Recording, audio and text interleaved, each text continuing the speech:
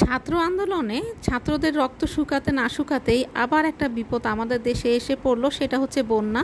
তো আসুন আমরা সব অসহায় যে বন্যার্তরা আছে তাদেরকে আমরা যার যেরকম সামর্থ্য সেই সামর্থ্য অনুযায়ী সাহায্যের হাত বাড়িয়ে দিই।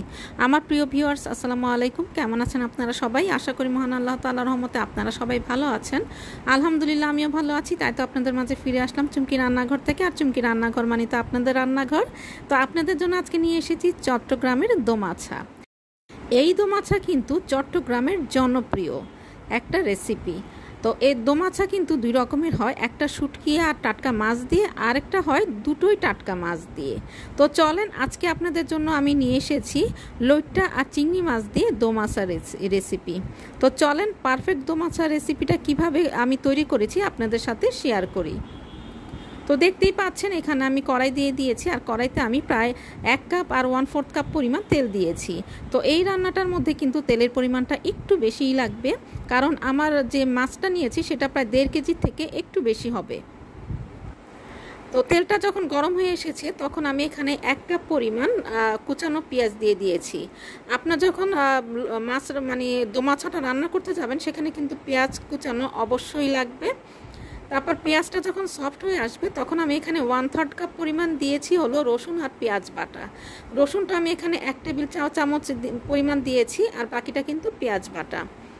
তারপরে দেওয়ার পরে এটাকে খুব ভালো করে মিশিয়ে দিব। তারপরে আমি এখানে দিয়ে দিব হলো হলুদের গুঁড়া। হলুদের গুঁড়াটা রং অনুযায়ী কম বেশি করে নেবেন। তারপরে আমি এখানে দিয়ে দিব হলো এই দোমাছার সবচেয়ে প্রধান যে উপকরণ সেটা হচ্ছে মরিচ বাটা। আর এই রেসিপিটা আপনাকে তৈরি করতে হলে অবশ্যই মরিচ বাটাটা অ্যাড করতে হবে। তো মরিচ বাটা যদি হাতের কাছে না থাকে তাহলে গুঁড়া মরিচ 20 মিনিট পানিতে ভিজিয়ে রেখে তারপরে সেটা ব্যবহার করতে পারেন। এরপরে আমি দিয়ে দিলাম এখানে লবণ পরিমাণ মতো। তারপরে দিয়ে দিচ্ছি মিষ্টি জিরা এবং রেগুলার যে জিরা, দুটো আমি তেলে গুঁড়া করে নিয়েছি। তো সেটা দিয়ে দিলাম। তারপর খুব ভালো করে কষিয়ে নিব যতক্ষণ না পর্যন্ত তেলটা উপরে উঠে আসে। তো এই যে দেখতে পাচ্ছেন তেলটা উপরে উঠে এসেছে, এখন আমি সামান্য একটু পানি দিয়ে দিচ্ছি। তো পানি দেওয়ার পরে আমি এটাকে আবারও কষিয়ে নিব। যখন আবার তেলটা উপরে উঠে আসবে ততক্ষণ পর্যন্ত অপেক্ষা করব। তো তেলটা উপরে উঠে এসেছে, এখন আমি এখানে দিয়ে দিচ্ছি চিংড়ি মাছ। আমার এখানে 1/2 কেজি চিংড়ি মাছ আছে।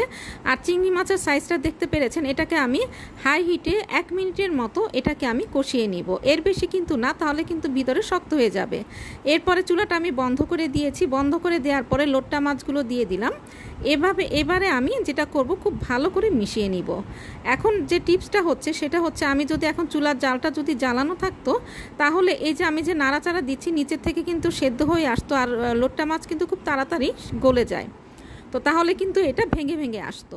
তো এই জন্য মেশানোর কাজটা কিন্তু চুলা বন্ধ করেই করতে হবে। তো এই যে আমার মেশানোটা কিন্তু পুরোপুরি কমপ্লিট হয়ে গিয়েছে, দেখতেই পাচ্ছেন। তো এবারে আমি যেটা করব, চুলাটা জ্বালিয়ে দিব খুব ভালো করে মিশিয়ে, আর সাইডের যে লেগে থাকা মশলাগুলো সেগুলোও সরিয়ে নিব। নেয়ার পরে আমি এটাকে যেটা করব হাই হিটে এটাকে আমার কুক করতে হবে। হাই হিটে কুক করার পরে দেখা যাবে যে 10 মিনিটের মধ্যেই কিন্তু এটা একদম সেদ্ধ হয়ে যাবে। হাই হিটে কুক করার কারণটা হচ্ছে চিংড়ি আর যে লোট্টা মাছটা আমি যদি লো হিটে কুক করি তাহলে যেটা হবে ভিতরে যে ময়েস্ট সেটা বের হয়ে যাবে, আর ভিতরটা একটু শক্ত হয়ে যাবে, খেতে একদমই জুসি হবে না। তো এই জন্যই সব সময় যেটা করতে হবে সেটা হচ্ছে হাই হিটে সব সময় কুক করতে হবে, তাহলে ময়েশ্চার সেটা হচ্ছে একদম লক হয়ে যাবে। তো এবারে আমি ঢাকনা দিয়ে দিব। ঢাকনা দিয়ে 10 মিনিট হাই হিটে এটাকে আমি কুক করে নিব। ফিরে আসব 10 মিনিট পরে। তো 10 মিনিট পরে ফিরে আসলাম। তো দেখতে পেরেছেন এবারে কিন্তু আমি চুলার হিটটা মিডিয়াম থেকে একটু কমিয়ে দিয়েছি, আর ঝোলের ঘনত্বটা দেখতেই পাচ্ছেন। এবারে হাতল দুটো ধরে আমি এটাকে খুব ভালো করে এভাবে নাড়িয়ে দিচ্ছি। কোনো কিন্তু হাতা ব্যবহার করা যাবে না, তাহলেই কিন্তু লোট্টের যে মাছটা সেটা কিন্তু ভেঙে যাবে। আচ্ছা, একটা কথা আপনাদের সাথে শেয়ার করি, আমি কিন্তু এই লোট্টা মাছে কিন্তু কোনোই পানি দেইনি, আর লোট্টা মাছ থেকে কিন্তু এমনি পানি ছেড়ে দেয়। তো এবারে কিন্তু ধনেপাতা দেওয়ার পালা। এটা কিন্তু শীতের দিনে খুব বেশি মজা করে খাওয়া যায়, কারণ শীতের দিনে দেশি ধনেপাতাটা থাকে, আর গরমের দিনে দেশি ধনেপাতায় কোনো অ্যারোমা থাকে না। তো এর জন্যই আপনারা চেষ্টা করবেন বিলাতি যে ধনেপাতাটা সেটা ব্যবহার করার জন্য। তো আমি মনের মাধুরী মিশিয়ে এখানে বিলাতি ধনেপাতাটা অ্যাড করে দিচ্ছি। তো অ্যাড করে দেওয়ার পরে আমি এটাকে ঢাকা দিয়ে ঠিক 1 মিনিট কুক করব। এর বেশি কিন্তু না, কারণ লোট্টা মাছটা কিন্তু আমার মাছের দোমাছাটা এটা কিন্তু কুক হয়ে গিয়েছে অলরেডি। আর এই যে হাতল ধরে আমি নাড়িয়ে দিলাম। তো এবার ঢাকনা দিয়ে আমি এটাকে 1 মিনিট কুক করে নিব। তো এই যে 1 মিনিট পরে ফিরে আসলাম, আর চুলাটা এখন বন্ধ করে আমি স্ট্যান্ডিং টাইমে রেখে দিব এটাকে প্রায় 15 থেকে 20 মিনিট। তারপরেই হবে পরিবেশনের পালা। আর এটা খেতে যে কি ভীষণ মজার, সেটা আপনারা যখন এটা আমি যেভাবে তৈরি করেছি সেভাবে যখন তৈরি করবেন তখনই আপনারা বুঝতে পারবেন যে এটা খেতে কতটা মজার আর একদম পারফেক্ট একটা রেসিপি। আর আমি এর আগেও বলেছি, প্রথমেই আপনাদেরকে বলে নিয়েছি যে দোমাছা কিন্তু 2 রকম হয়। টাটকা মাছ 2 রকমের দিয়ে, আবার হয় এইভাবে যে একটা শুটকি মাছ একটা তাজা মাছ। তো আজকে আমি এখানে করেছি 2টো তাজা মাছের দোমাছা। তো চলেন এবার আপনাদেরকে পরিবেশন করে দেখাই। তো এই যে দেখতে পাচ্ছেন লুকটা এমন হয়েছে।